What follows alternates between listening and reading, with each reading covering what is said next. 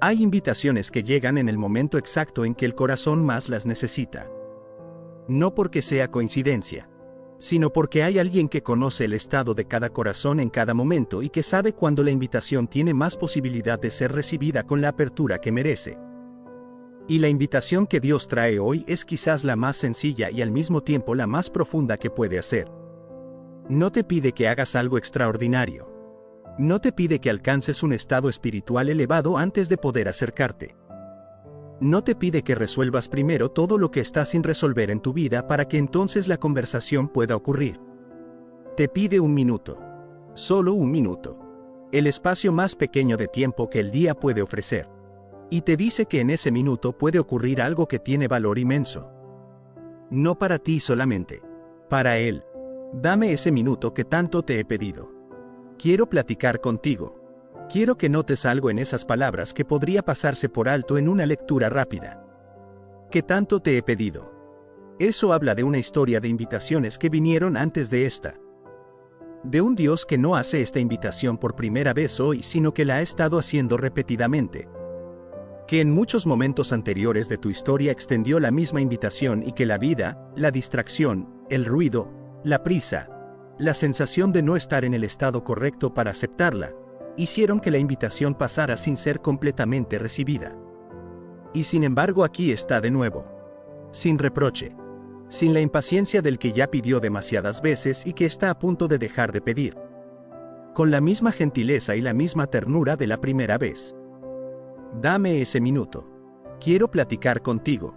Como si las veces anteriores no hubieran ocurrido. Como si cada nueva invitación fuera la primera. Porque para el amor genuino, cada oportunidad de conexión es una oportunidad fresca sin el peso acumulado de las que pasaron sin ser aprovechadas. Antes de continuar, quiero pedirte algo. Si esta invitación de Dios está llegando exactamente al lugar de tu corazón que lleva tiempo sin detenerse para ese minuto de conversación genuina, suscríbete a este canal ahora mismo y comparte este video en WhatsApp con alguien que también necesita escuchar esta invitación hoy. Porque hay personas en tu entorno que llevan tiempo sintiéndose distantes de Dios, que sienten que la puerta de esa conversación quizás ya no está abierta para ellas, y que necesitan escuchar que la invitación sigue vigente y que el corazón de Dios sigue extendido hacia ellas. Hazlo ahora y regresa porque lo que sigue es para ti. Quiero comenzar hablándote de la naturaleza de esta invitación. Porque platicar con Dios es una descripción de la oración que me parece extraordinariamente humana y extraordinariamente accesible. No el lenguaje formal de la liturgia. No la terminología técnica de la teología. Platicar. Como lo que hacen dos personas que se quieren y que encuentran un momento para sentarse juntas sin agenda y sin urgencia y simplemente estar en conversación. La palabra platicar tiene en el español latinoamericano una calidez particular que la diferencia de simplemente hablar. Platicar implica tiempo sin prisa. Implica la disposición de escuchar tanto como de hablar. Implica el tipo de conversación donde lo que importa no es principalmente la información que se intercambia, sino la conexión que ocurre en el proceso del intercambio. Y Dios dice que quiere platicar contigo. No que quiere darte una lista de instrucciones para la semana. No que necesita informarte sobre los cambios en los planes divinos que afectan tu vida. Quiere platicar. Con todo lo que esa palabra implica de presencia mutua, de tiempo compartido sin prisa, de la conexión que ocurre cuando dos personas que se aman se sientan juntas sin otra agenda que estar juntas. Entrégame tu corazón humilde y arrepentido. Esta parte de la invitación especifica la postura con que el acercamiento puede ser genuino. No el corazón que tiene todo resuelto. No el corazón que llega con la lista de sus logros espirituales.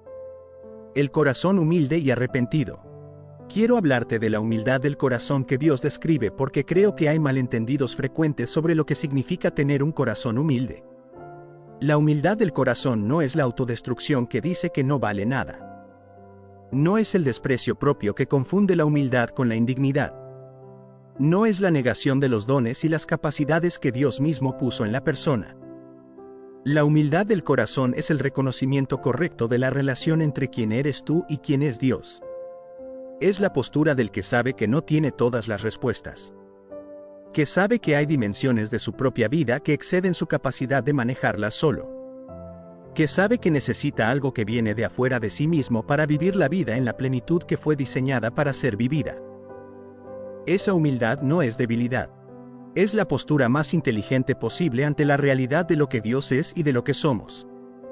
Como la inteligencia de la planta que orienta sus hojas hacia el sol no porque sea débil, sino porque reconoce que ahí está la fuente de lo que necesita para vivir.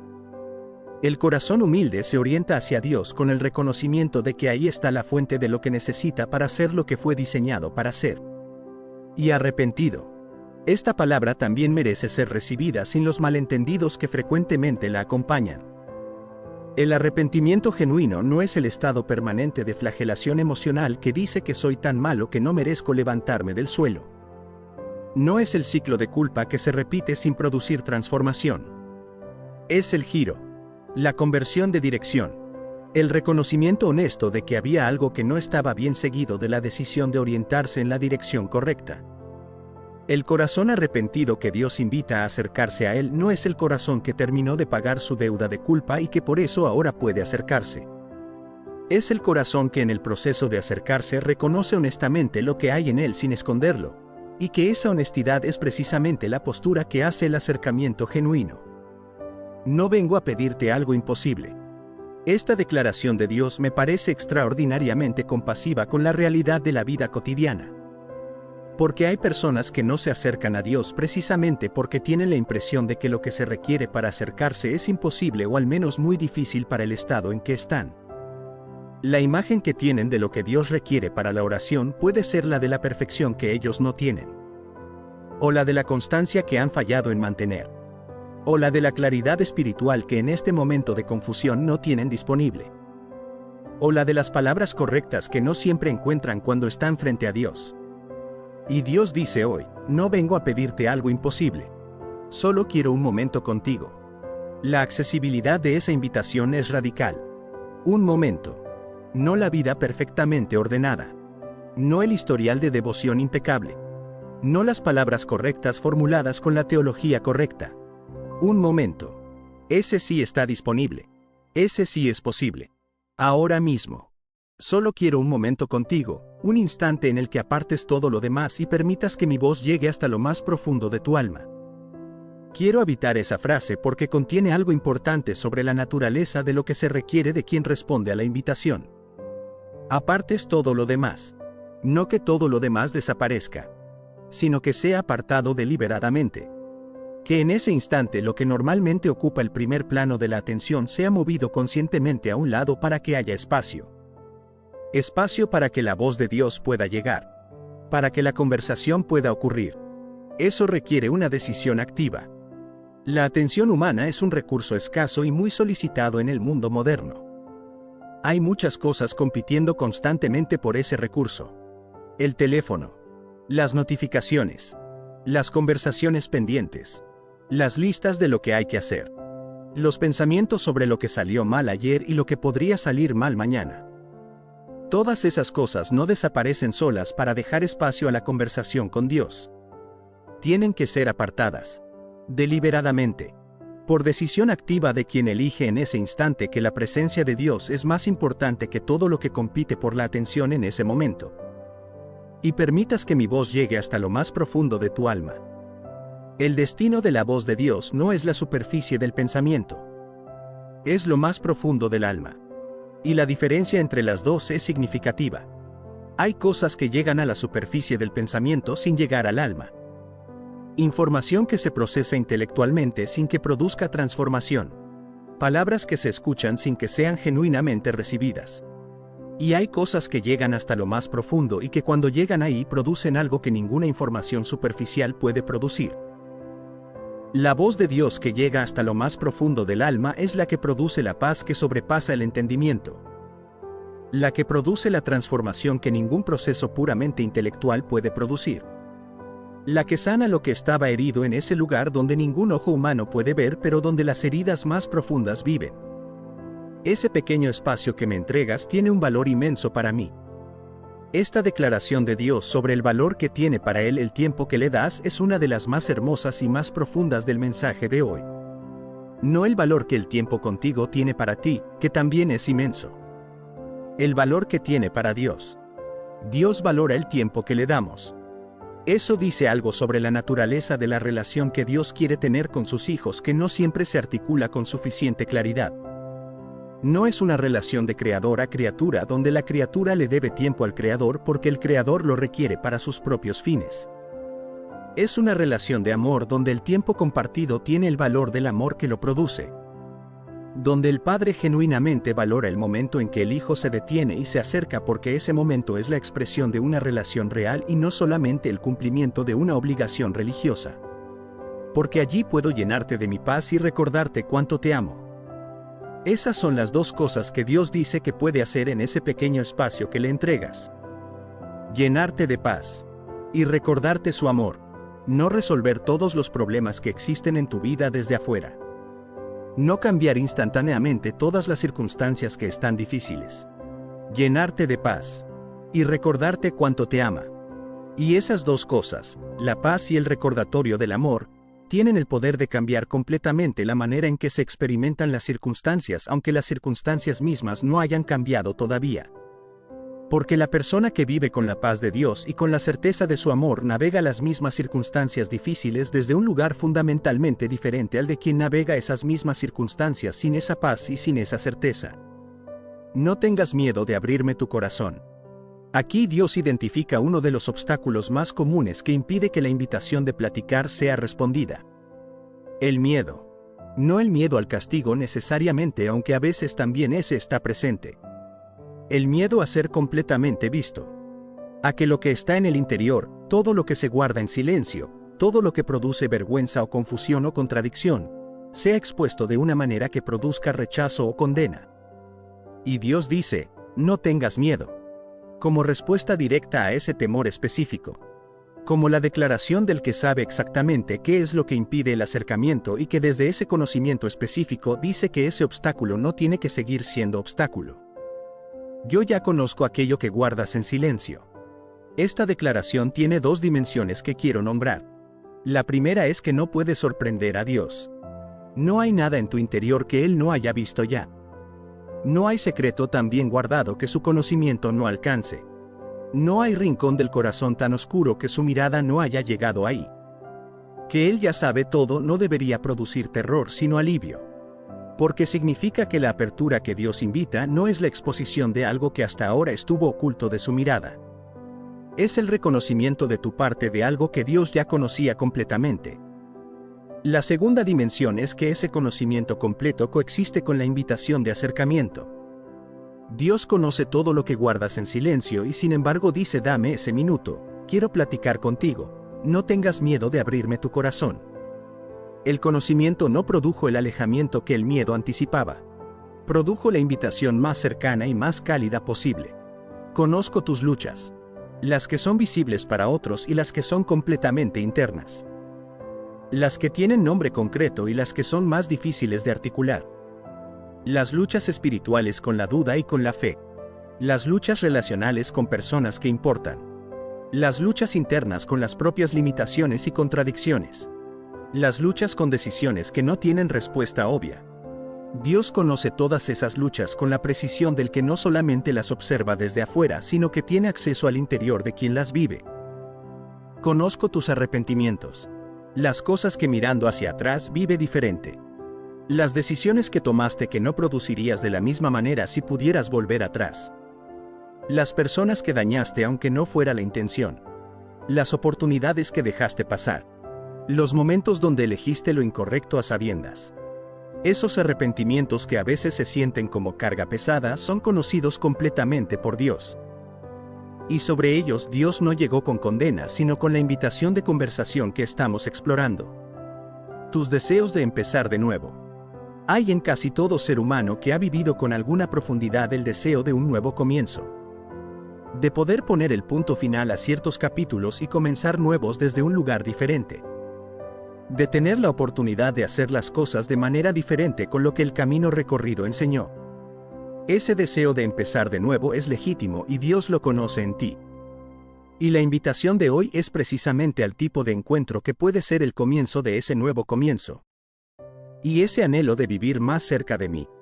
Esta parte final de lo que Dios dice conocer en el interior del que recibe este mensaje me parece la más significativa de todas. Porque dice que Dios conoce en ti el anhelo de estar más cerca de Él. Aunque quizás ese anhelo no siempre sea el sentimiento más consciente del momento. Aunque haya periodos donde la distancia se haya ido acumulando sin que ninguna decisión explícita la produjera. Aunque la vida y sus demandas hayan ido llenando el espacio que debería tener la presencia de Dios. Hay en el interior de todo el que fue creado para la relación con Dios un anhelo de esa relación que no desaparece aunque sea silenciado durante periodos. Como el hambre que el organismo experimenta cuando no recibe lo que necesita. Hay un hambre espiritual que el ser humano que no está cerca de Dios experimenta aunque no siempre la identifique correctamente. Que a veces busca satisfacer en otras fuentes que pueden aliviar temporalmente sin resolver genuinamente. Y Dios dice que conoce ese anhelo en ti. Lo ve aunque no lo hayas expresado completamente. Lo siente aunque lo hayas guardado en silencio. Y desde ese conocimiento del anhelo que llevas, hace la invitación que responde directamente a Él: ven. Dame ese minuto. Plática conmigo. Porque lo que ese anhelo busca, lo que ese hambre espiritual necesita, está disponible precisamente en este momento de conversación que Dios está invitando. Ven con sencillez. No necesitas esconder nada. Yo recibo con amor al corazón que se acerca con sinceridad. Ven con sencillez. Esa instrucción está diseñada para desmantelar cualquier barrera que la complejidad podría construir alrededor del acercamiento. La persona que siente que necesita tener todo perfecto antes de poder acercarse. Que necesita las palabras correctas. Que necesita el estado emocional adecuado. Que necesita haber resuelto primero las contradicciones internas. Que necesita ser una versión mejor de sí misma antes de que el acercamiento sea posible. Dios dice: ven con sencillez. Como eres. Con lo que tienes. Con las contradicciones sin resolver. Con las palabras torpes. Con el estado emocional que sea el que tengas en este momento. La sencillez del acercamiento es en sí misma una forma de honestidad que Dios valora más que la elaboración que esconde lo que realmente hay. No necesitas esconder nada. La negación de la necesidad de esconder es la declaración de un espacio de seguridad radical. Un lugar donde lo que se guarda puede ser mostrado sin que la mostración produzca rechazo. La persona que lleva mucho tiempo escondiendo lo que hay en su interior, que ha desarrollado la habilidad de presentar versiones curadas de sí misma en todas sus relaciones, recibe en esta invitación algo que raramente recibe en ningún otro espacio: la posibilidad de no esconder nada. Yo recibo con amor al corazón que se acerca con sinceridad. Esa es la promesa que cierra la invitación. No que Dios recibe al corazón que llega perfecto. Al que llega con sinceridad. La sinceridad es la única condición de la recepción. No la perfección. No el historial impecable. No el nivel espiritual correcto. La sinceridad del que llega como es y dice lo que es y lleva lo que lleva sin pretensión de ser diferente de lo que es. Y esa recepción es con amor. No con condena. No con el diagnóstico frío de todo lo que está mal. No con la lista de cambios que deben ocurrir antes de que el amor sea posible. Con amor. El amor que ya existía antes de que el corazón se acercara. El que no fue producido por el acercamiento sino que lo precedió. El que es la razón de la invitación misma. La conversación que Dios invita es entre ese amor y el corazón que responde a él con sinceridad. Y en esa conversación, en ese espacio de minuto o de instante que se entrega, Dios puede llenar de paz y recordar cuánto ama. Y en esas dos cosas, la paz y el amor recordado, hay más transformación posible que en cualquier programa de mejora personal que el esfuerzo propio pueda construir. Dame ese minuto que tanto te he pedido. Esa es la invitación de hoy. Para ahora. No cuando estés en el estado correcto. No cuando hayas resuelto lo que está sin resolver. Ahora. Con lo que eres. Con lo que traes. Con la sencillez del que responde a una invitación de amor sin más preparación que la de llegar. El Salmo 27:4 es uno de los versículos más reveladores de toda la Escritura sobre la naturaleza de la fe genuina. Porque lo que dice David en ese versículo no es lo que la mayoría de las personas diría si se les preguntara qué es lo que más quieren de Dios. Una cosa he demandado a Jehová, esta buscaré, que esté yo en la casa de Jehová todos los días de mi vida, para contemplar la hermosura de Jehová, y para inquirir en su templo. Antes de desarrollar el versículo quiero que entiendas el contexto. El Salmo 27 comienza con David en medio de amenazas reales. Jehová es mi luz y mi salvación. ¿De quién temeré? Jehová es la fortaleza de mi vida. ¿De quién me he de atemorizar? Hay ejércitos acampando contra él. Hay adversarios que buscan dañarlo. El contexto es de presión genuina y de peligro real. Y desde ese contexto, después de establecer su confianza en Dios, David hace la declaración del versículo 4. Una sola cosa ha pedido. Una sola cosa busca. Y esa cosa no es la derrota de sus enemigos, aunque eso sería comprensible dada la situación. No es la prosperidad, aunque eso sería una petición legítima. No es la salud ni la protección específica ni ninguno de los bienes que cualquier persona bajo presión pediría naturalmente. La una sola cosa que David pide es estar en la casa de Jehová, contemplar su hermosura, e inquirir en su templo. Una cosa he demandado. Primera declaración. La singularidad es lo que primero llama la atención. No muchas cosas. Una. Y esa singularidad no es casualidad ni es la simplificación de alguien que no tiene suficiente imaginación para pedir más cosas. Es la revelación de una jerarquía de valores que se formó en la experiencia de la relación con Dios. David había aprendido, a través de años de caminar con Dios en circunstancias muy diversas, que había algo que si lo tenía podía tener todo lo que necesitaba, y que sin ello ninguna otra cosa que tuviera sería suficiente. Una cosa. Esa concentración radical de lo que se pide sobre una sola realidad dice algo sobre la madurez espiritual de David que vale la pena notar. Las personas nuevas en la fe frecuentemente tienen listas largas de peticiones. Lo cual no es malo. Es natural. El reconocimiento de las propias necesidades y el llevarlas a Dios es parte de la oración genuina. Pero hay un proceso de maduración en la fe donde la lista va siendo destilada por la experiencia de la relación con Dios hasta que llega un punto donde hay una cosa que subyace a todas las demás como la condición de posibilidad de que cualquier otra petición pueda ser genuinamente recibida. David había llegado a ese punto.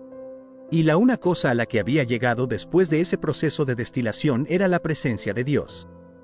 Esta buscaré. El verbo buscar añade una dimensión que la palabra pedir sola no captura completamente. Buscar implica movimiento hacia algo. Orientación activa en la dirección de lo que se busca. El compromiso sostenido de la atención y el esfuerzo hacia un objetivo. No simplemente pedir y esperar. Buscar. Con la determinación del que sabe exactamente qué es lo que está buscando y que no se conforma con encontrar otras cosas en el proceso. Que esté yo en la casa de Jehová. Segunda declaración. La casa de Jehová en el contexto de David era el tabernáculo, el lugar donde la presencia de Dios habitaba de manera especial entre el pueblo. Era el espacio diseñado para el encuentro entre lo divino y lo humano. El lugar donde la presencia de Dios era más accesible, más tangible, más claramente reconocible.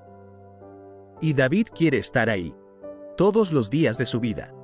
No solamente en las ocasiones especiales de las fiestas religiosas. No solamente cuando la crisis lo empuja hacia la presencia de Dios. Todos los días. Como el estado permanente de su existencia. Como la condición base desde la que todo lo demás en la vida se vive. Todos los días de mi vida. Esa extensión temporal de la petición hacia la totalidad de la vida habla de algo que David entendió profundamente. Que la presencia de Dios no es un recurso que se consume en los momentos de crisis y que luego puede prescindirse de él cuando las cosas mejoran. Es el ambiente correcto para toda la vida. El estado en que la vida funciona mejor. La condición desde la que todo lo demás, los días buenos y los difíciles, puede ser vivido con la profundidad y la plenitud que fue diseñada para tener. Para contemplar la hermosura de Jehová. Tercera declaración. Aquí el versículo introduce algo que me parece extraordinariamente rico y que frecuentemente pasa desapercibido en las lecturas más rápidas. El propósito de estar en la casa de Jehová no es solamente recibir protección o provisión o cualquiera de los otros beneficios que la presencia de Dios puede producir. El propósito es contemplar la hermosura de Jehová. La contemplación de la hermosura de Dios. Esa expresión habla de una relación con Dios que va más allá de la instrumental. La relación instrumental con Dios es la que lo busca principalmente por lo que puede dar. Que se acerca a Él cuando hay necesidad y que cuando la necesidad está cubierta la atención vuelve hacia otras cosas. Esa relación no es falsa. Las necesidades son reales y llevarlas a Dios es legítimo. Pero es una relación que no ha llegado todavía a su profundidad más completa. La contemplación de la hermosura de Dios habla de una relación donde Dios es buscado por lo que es y no solamente por lo que puede dar. Como quien contempla la belleza de algo que ama simplemente porque es bello, sin que esa contemplación tenga un propósito ulterior más allá de la contemplación misma. La persona que contempla un amanecer extraordinario no lo hace porque espera obtener algo de ese amanecer. Lo hace porque el amanecer es bello y la belleza merece ser contemplada por sí misma. Y David dice que Dios tiene hermosura que merece ser contemplada. No solamente que Dios tiene poder que puede ser aprovechado o que tiene misericordia que puede ser recibida. Hermosura. Una cualidad que corresponde a la dimensión estética y relacional de la experiencia de Dios que frecuentemente se pierde en las aproximaciones exclusivamente doctrinales o instrumentales a la fe. ¿Qué es la hermosura de Jehová? El versículo no lo especifica con detalle porque la hermosura de Dios es el tipo de realidad que se experimenta en la contemplación más que el que se puede describir completamente en proposiciones. Pero podemos identificar algunas de sus dimensiones desde el resto de la Escritura. La hermosura de la santidad de Dios.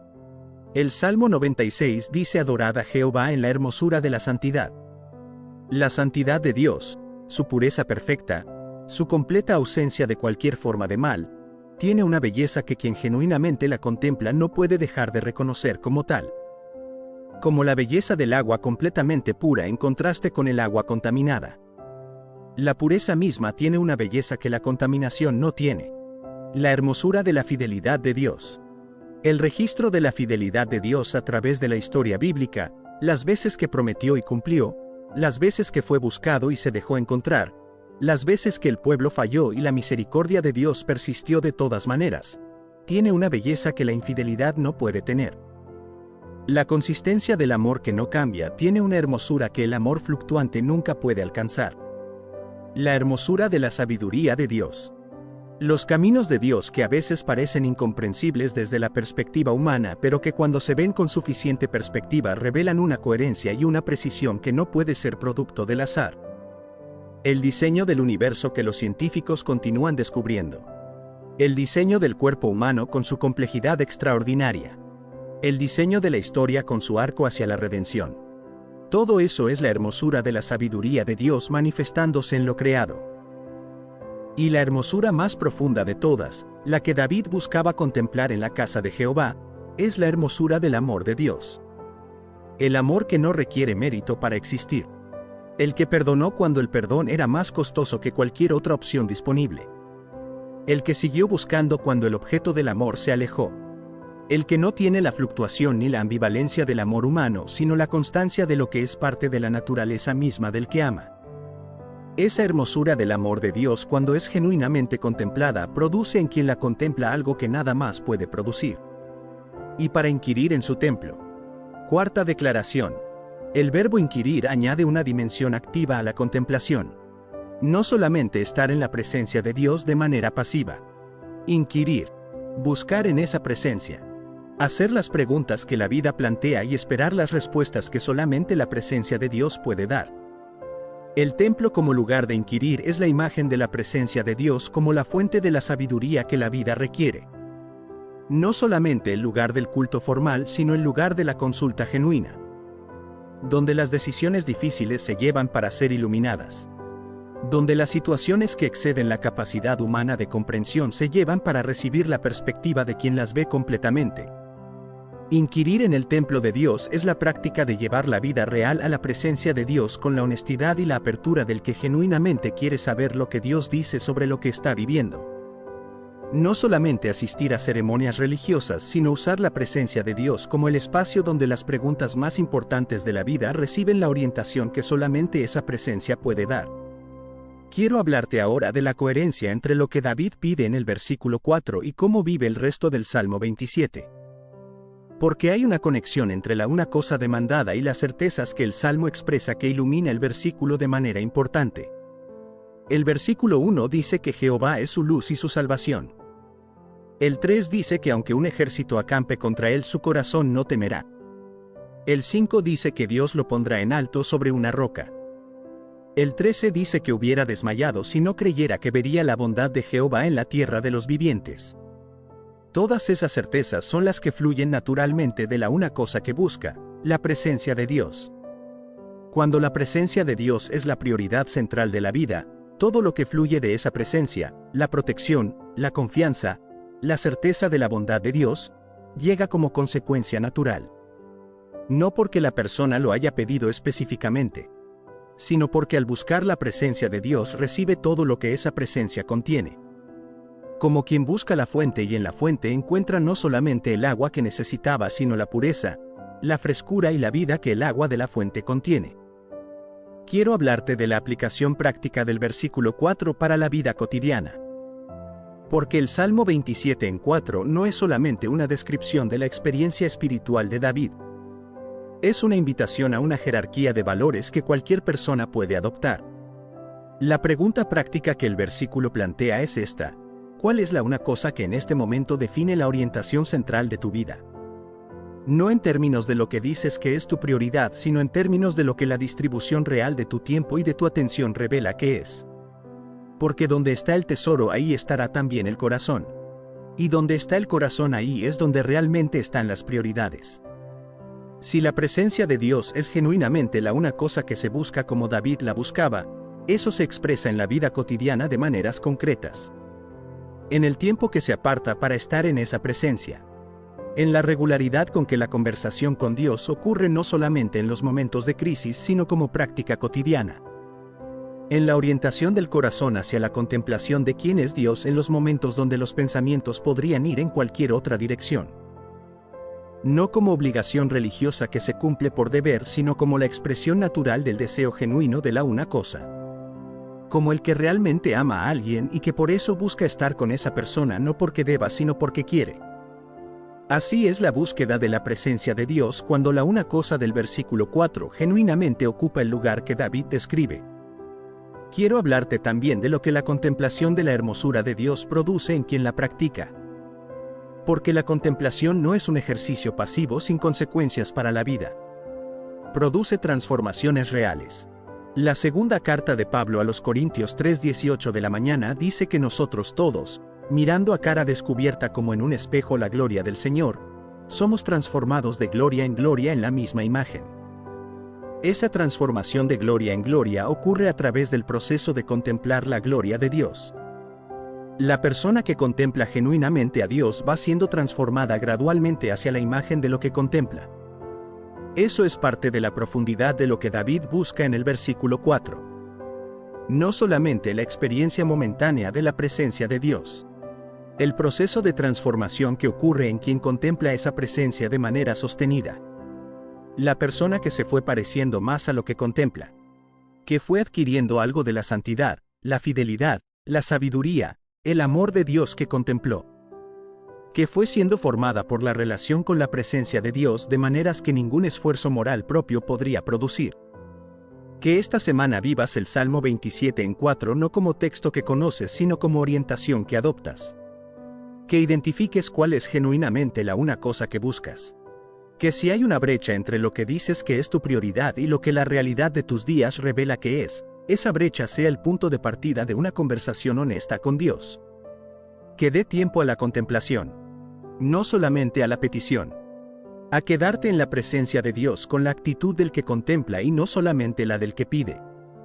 Y que en esa contemplación encuentres lo que David encontró.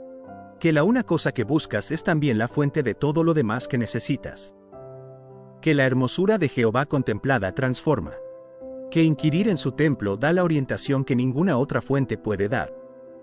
Y que estar en la casa de Jehová todos los días de la vida no es la restricción de la vida sino la condición de su plenitud más completa. Una cosa he demandado a Jehová. Que esa sea también tu declaración esta semana.